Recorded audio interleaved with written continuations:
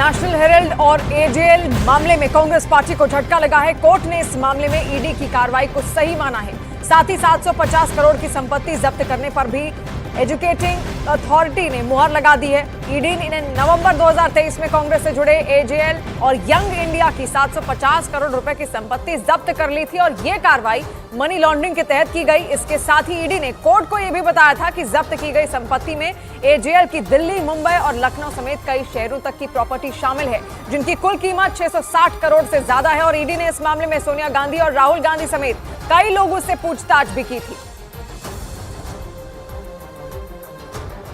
National Herald और AJL से जुड़े मसले में केंद्रीय जांच एजेंसी ईडी के द्वारा एक बड़ी कार्रवाई को अंजाम दिया गया है। दरअसल जिस तरह से अगर नेशनल हेराल्ड की बात करें तो नेशनल हेराल्ड मामले में जिस तरह से पिछले साल 2023 में अक्टूबर महीने में जांच एजेंसी के द्वारा बड़ी कार्रवाई को अंजाम देते हुए तकरीबन 750 करोड़ की प्रॉपर्टी को अटैच किया गया था, तो इस मामले पर यह मामला पहुंचा था एग्जीक्यूटिव अथॉरिटी में और एग्जीक्यूटिव अथॉरिटी के द्वारा एक बड़ा फैसला सुनाते हुए अब उस अटैचमेंट की प्रक्रिया को सही पाया है। यानी कि ईडी के द्वारा जो कार्रवाई की गई थी, जो प्रॉपर्टी अटैच की गई थी, उस प्रॉपर्टी के अटैचमेंट की जो तमाम प्रक्रिया है उसको उचित समझा गया है। और एक तरह से अब इसे आसान शब्दों में इस तरह से बता सकते हैं कि जो अटैचमेंट की जो प्रक्रिया थी, वो जो पहले प्रोविजनल अटैचमेंट हुआ था, अब उस पर उसको पोजीशन पर कब्जा होगा। यानी कब्जा होगा ईडी का, जांच एजेंसी की टीम जाएगी और वहां पर एक अपना बोर्ड लगा देगी कि अब इस पर पूर्ण तौर पर जांच एजेंसी का कब्जा हो गया। वीडियो जर्नलिस्ट प्रकाश गुप्ता के साथ शंकर आनंद, न्यूज़ 18 दिल्ली। उधर ईडी की टीम ने चुनाव आयोग को बड़ी जानकारी दी है। प्रवर्तन निदेशालय की टीम ने चुनाव आयोग को सीपीआई-एम के 80 गुप्त खातों की जानकारी सौंपी और इसके साथ ही ईडी ने कहा है कि इन खातों में 25 करोड़ रुपए कैश जमा करवाए गए हैं। इसके साथ ही चुनाव आयोग को केरल के त्रिशूर की 100 संपत्तियों की जानकारी भी दी गई है। जांच एजेंसी को शक है कि चुनाव आयोग की इसकी जानकारी नहीं है। वहीं दावा यह भी किया जा रहा है कि चुनाव आयोग को यह जानकारी साल की शुरुआत में ही दे दी गई थी। दरअसल ईडी की team करुवंपुर services co operative bank घोटाले की जांच कर रही है और इसी जांच के दौरान मिली जानकारी चुनाव आयोग को भेजी गई है।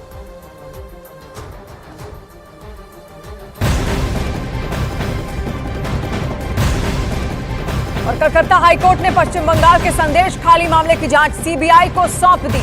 सीबीआई हाईकोर्ट की निगरानी में जांच करेगी और रिपोर्ट सौंपेगी। इस मामले की अगली सुनवाई अब 2 मई को होगी। संदेश खाली की महिलाओं ने टीएमसी के नेताओं पर यौन उत्पीड़न और जबरन जमीन कब्जे करने का आरोप लगाया था। मामले में टीएमसी नेता शाहजहां शेख, शिबू हजारा और उत्तम सरदार आरोपी हैं। तीनों को गिरफ्तार कर लिया गया है। हाईकोर्ट के आदेश के बाद अब ममता बनर्जी सरकार सीबीआई जांच पर रोक नहीं लगा पाएगी। तो बड़ी खबर इस वक्त हम आपको बता रहे हैं, जहां पर कलकत्ता हाईकोर्ट ने पश्चिम बंगाल के संदेश खाली मामले की जांच अब सीबीआई को सौंप दी है। तो अब पूरा मोर्चा सीबीआई की ओर से यहां पर संभाला जाएगा। सीबीआई के कई सारे सवाल होंगे जो 3 आरोपी हैं उनसे किए जा सकते हैं। पूरी निगरानी अब सीबीआई के तहत ही होगी और इस मामले की जो अगली सुनवाई है वो 2 मई को यहां पर की जाएगी। और संदेश खाली की महिलाओं ने कई गंभीर आरोप भी लगाए थे शाहजहां शेख पर। शाहजहां शेख के साथ 2 अन्य आरोपी भी थे, उन पर भी कई गंभीर आरोप यहां लगाए गए थे। संदेश खाली पर कलकत्ता हाईकोर्ट के फैसले के बाद केंद्रीय मंत्री स्मृति ईरानी ने ममता बनर्जी सरकार पर कड़ा प्रहार किया और बंगाल सरकार पर संदेश खाली के आरोपियों को संरक्षण देने का आरोप लगाया। एक लंबे अंतराल से ममता बनर्जी संविधान को नहीं बल्कि शेख शाहजहां का संरक्षण करती आई।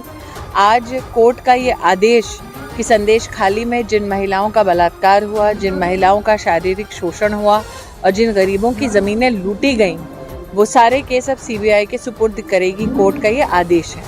मैं कोर्ट के इस आदेश का स्वागत करती हूँ। संदेश खाली की महिलाओं को और गरीबों को विशेष इंसाफ दिलाने का ये पहला पड़ाव है।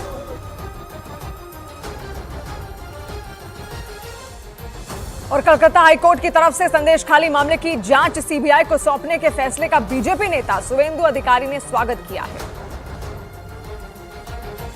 কে বাধা দিতে চেয়েছিল, আদালত যা করেছে সংবিধান মেনেই করেছে।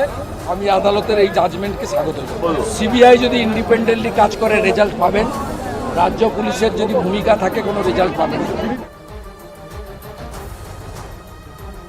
संदेश खाली केस की टाइमलाइन किस तरीके की है, अब आप वो समझिए कैसे इसकी शुरुआत होती है। तो 5 जनवरी सबसे पहली तारीख राशन घोटाला केस में नॉर्थ 24 परगना में ईडी की रेड पड़ती है और शाहजहां शेख के घर पर रेड के दौरान ईडी की टीम पर अचानक से हमला हो जाता है। ये 5 फरवरी की तारीख थी। उसके बाद आती है 8 फरवरी की तारीख। तो 5 जनवरी को क्या कुछ हुआ ये आपने यहाँ पर समझा। ईडी की टीम वहां पर पहुंचती है शाहजहां शेख के कई ठिकानों पर और उसके बाद ईडी की टीम पर ही हमला हो जाता है। फिर तारीख है 8 फरवरी की। 8 फरवरी संदेश खाली की महिलाओं ने रेप का आरोप लगाया शाहजहां शेख पर, उत्तम सरदार और शिबू हाजरा पर। और इसके साथ 13 और 17 फरवरी कलकत्ता हाईकोर्ट ने बंगाल सरकार से रिपोर्ट मांगी। उत्तम सरदार, शिबू हाजरा समेत 18 आरोपी गिरफ्तार किए गए। फिर 26 फरवरी को कलकत्ता हाईकोर्ट ने शाहजहां शेख की गिरफ्तारी के आदेश दिए। वहीं 27 फरवरी को शाहजहां शेख का करीबी टीएमसी नेता अजीत मैती गिरफ्तार हुआ। 29 फरवरी की तारीख को पुलिस ने आरोपी टीएमसी नेता शाहजहां शेख को गिरफ्तार किया और 6 मार्च पुलिस ने शाहजहां शेख की कस्टडी सीबीआई को सौंपी और 30 मार्च को ईडी टीम ने शाहजहां शेख को हिरासत में लिया।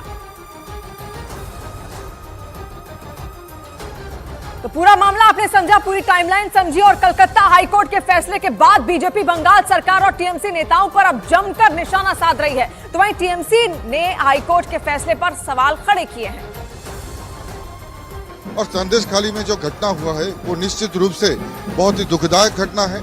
और मैं कहूँगा आज जो महामानव उच्च अदालत की जो ये राय है ये जीत है। ये जीत सिर्फ मैं कहूँगा कि संदेश खाली की महिला का नहीं बल्कि पूरी बंगाल में जितनी भी महिलाएं प्रताड़ित हो रहा है, निर्यातित हो रहा है, उन सभी माताओं की जय है। इस तरह का जो राय आप देते हैं हाईकोर्ट से हमारे माननीय विचारपति जो हाईकोर्ट के ऑनरेबल जजेस हैं, ऐसा राय दे कि उसमें उनका निरपेक्षता ये प्रूव्ड हो और लोग को ऐसा न लगे कि कहीं पर इसका इम्पार्शियलिटी नजर नहीं आता है, तो वो दिया है। कलकत्ता में बीजेपी और टीएमसी के समर्थक आमने सामने आ गए। वहां बीजेपी नेता तमाग घोष अपने कुछ कार्यकर्ताओं को साथ लेकर पुलिस थाने में इस बात की शिकायत करने पहुंचे थे कि किसी ने उनके घर पर लगे सीसीटीवी कैमरों को तोड़ा।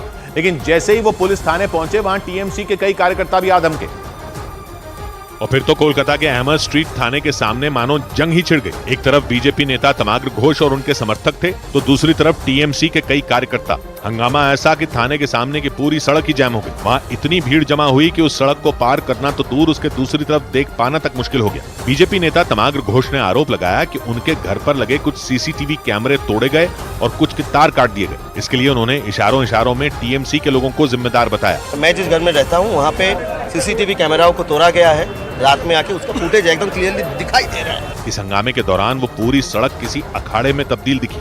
बीजेपी के कार्यकर्ता तो गाड़ियों में भर भर